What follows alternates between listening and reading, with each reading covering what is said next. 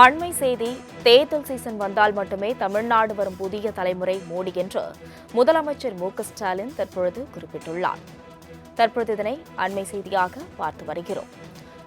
துரோக பாஜக கூட்டணிக்கு எப்போதும் தோல்விதான் என்றும் முதலமைச்சர் மு.க.ஸ்டாலின் கூறியுள்ளார். தற்பொழுது மதுராந்தகத்திற்கு பிரதமர் மோடி வருகை ஒட்டி துரோக பாஜக கூட்டணிக்கு எப்போதும் தோல்விதான் என்று முதலமைச்சர் மு.க.ஸ்டாலின் கூறியுள்ளது குறிப்பிடத்தக்கது. இதனைத் தொடர்ந்து தேர்தல் சீசன் வந்தால் மட்டுமே தமிழ்நாடு வரும் புதிய தலைமுறை மோடி என்றும் தமிழக முதலமைச்சர் மு.க.ஸ்டாலின் கூறியுள்ளார். இன்று மதுராந்தகத்திற்கு பிரதமர் மோடி வருகை ஒட்டி தேர்தல் சீசன் வந்தால் மட்டுமே தமிழ்நாடு வருவார் என்றும் துரோக பாஜக கூட்டணிக்கு எப்போதும் தோல்விதான் என்றும் தமிழக முதலமைச்சர் மு.க.ஸ்டாலின் கூறியுள்ளார். தற்பொழுது அதனை அண்மை செய்தியாக பார்த்து வருகிறோம். மேலும் துரோக பாஜக கூட்டணிக்கு எப்போதும் தோல்விதான் என்றும் தமிழக முதலமைச்சர் மு.க.ஸ்டாலின் கூறியுள்ளார். இதுகுறித்த கூடுதல் விவரங்களை செய்தியாளர் செலினா வழங்க கேட்கலாம். செலினா, வணக்கம். இதுகுறித்த கூடுதல் விவரங்களை வழங்கலாம். தேர்தல் சீசன் வந்தால் மட்டும் தமிழ்நாடு பக்கம் அடிக்கடி வரக்கூடிய பிரதமர் மோடிக்கு தமிழ்நாடு முதலமைச்சர் மு.க.ஸ்டாலின் தற்பொழுது அவரது எக்ஸ் வலைதளத்தில் பதிவொன்றை செய்திருக்கிறார். குறிப்பாக தமிழ்நாட்டிற்கு தர வேண்டிய 3458 கோடி ரூபாய் கல்வி நிதி என்ற எப்போது வரும் எனவும், டிமானிட்டேஷன் என்று தமிழ்நாட்டில் தொகுதியின் குறைப்பது குறிப்பாக உறுதிமொழி எங்கள் வாயில் இருந்து எப்போது வரும் என்று முதலமைச்சர் தெரிவித்திருக்கிறார்.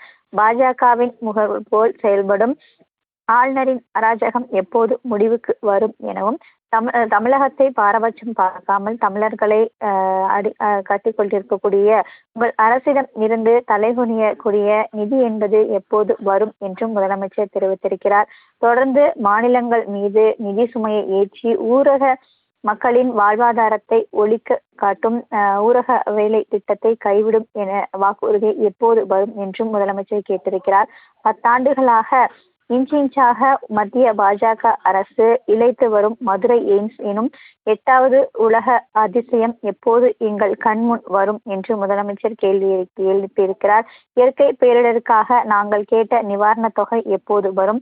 அதே போல ஒசூர் விமான நிலையம், கோவை, மதுரை மெட்ரோ திட்டங்களுக்கு எப்போது ஒப்புதல் வழங்கப்படும் என்றும், கீழடி அறிக்கை எப்போது வெளியே வரும் என பல்வேறு கேள்விகளை முதலமைச்சர் கேட்டிருக்கிறார். ஒட்டுமொத்தமாக தமிழ்நாட்டு மக்களின் ஒருமனதான கோரிக்கையாக நீட் விலக்கு எப்போது அமலுக்கு வரும் என்ற கேள்வியையும் முதலமைச்சர் எழுப்பியிருக்கிறார்.